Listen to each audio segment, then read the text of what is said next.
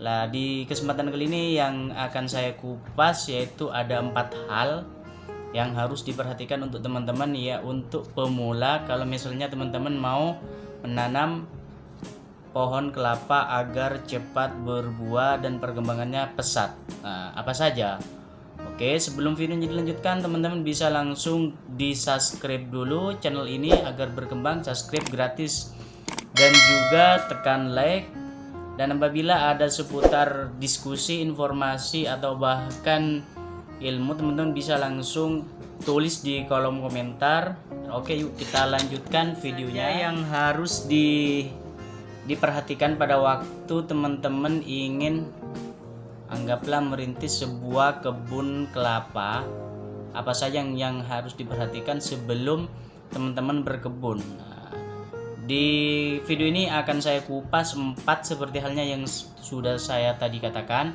Yang pertama yang harus diperhatikan teman-teman yaitu benih, artinya bibit benih. Teman-teman jangan sembarang mengambil benih. Diusahakan teman-teman ambil benih atau umur benih, artinya bibit dari pohon kelapa yang sudah berumur 20 hingga 40 tahun. Ingat, ambil bibit buah kelapa yang sudah menjadi benih, siap tanam, tapi indukannya, kalau diumpamakan hewan, indukannya sudah berumur 20 hingga 40 tahun.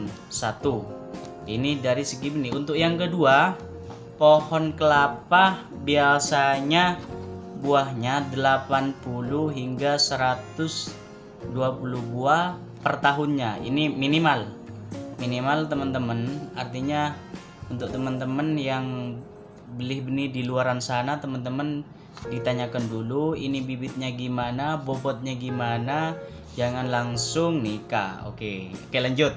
Untuk yang ketiga, dari benih, spesifikasi benih yang bagus yaitu panjang, artinya panjang buah kelapa. Lah teman-teman kalau kebingungan panjang gimana nya, panjang buah kelapa sekitar 22 nyampe 25 cm, atau kalau teman-teman seperti video saya yang sebelumnya ini bisa teman-teman klik link ini, yaitu sekitar 60 cm.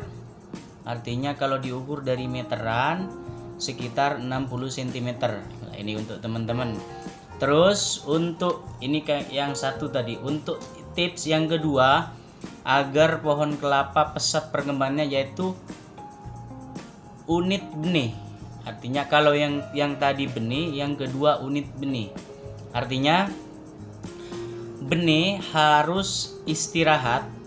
Ketika sudah benih seperti halnya yang sudah saya katakan tadi, benih harus istirahat sekitar 1 bulan sebelum ditanam ini. Ya, langkah yang kedua, benih harus diistirahatkan sekitar kurang lebih 1 bulan. Akan tetapi cara mengistirahatkan benih artinya ditaruh di tempat yang suhunya sekitar 25 hingga 27 derajat dan juga tentunya tidak terkena sinar matahari. Ingat, sebelum penanaman, kalau misalnya teman-teman sudah beli atau bahkan bibitnya nyemai sendiri, teman-teman sebelum ditanam 1 bulan, kurang lebih 1 bulan seperti itu, teman-teman kurang tidak apa-apa. Kalau misalnya teman-teman asalkan jangan 10 hari, kalau 10 hari masih kurang. 1 bulan, minimal 1 bulan benih diistirahatkan, dipindahkan ke tempat yang sunyi dan juga suhunya sekitar 25 hingga 27 derajat. Ini yang kedua masih. Yang kedua. Terus yang ketiga, cara penanaman atau pemindahan. Nah, ini sejak kapan benih atau bibit pohon kelapa sudah bisa ditanam? Ini pertanyaan yang bisa menjawab hanya yang nomor 3 ini. Yang ketiga yaitu cara penanam. Sejak kapan? Nah, jadi teman-teman, untuk teman-teman yang mau nanam pohon kelapa yang masih benih, cari bibit atau umur yang sudah berumur 9 hingga 12 bulan. Kenapa? Di umur 9 hingga 12 bulan ini pohon kelapa itu biasanya bibit kelapa akarnya sudah banyak. Kalau nggak nyampe 9 bulan hingga 12 bulan, maka akarnya sedikit tentunya. Oke, teman-teman juga ada biasanya di penyemai atau benih bibit yang tercepat 2 bulan, 3 bulan sudah bisa ditanam. Oke, enggak apa-apa teman-teman pakai itu, asalkan teman-teman lihat dulu akarnya. Kalau akarnya masih sedikit, kalau misalnya cuma 3 atau 4, hanya 4 akar yang keluar dari sebaiknya teman-teman ditinggalkan dulu nyampe 9 bulan. Kenapa? Karena biasanya lahan yang akan ditanami pohon kelapa, yaitu struktur tanahnya terkadang, kalau di daerah saya ini ya, struktur tanahnya terkadang agak gersang, artinya tidak gambur, sehingga benih yang bagus yang sudah berumur 9 bulan atau nyampe 1 tahun. Oke. Yang kedua, sebaiknya teman-teman, ini 3 poin yang ketiga, terus spesifikasi yang kedua, sebaiknya teman-teman ketika mau nanam pohon kelapa, teman-teman harus di musim penghujan. Kenapa di musim penghujan?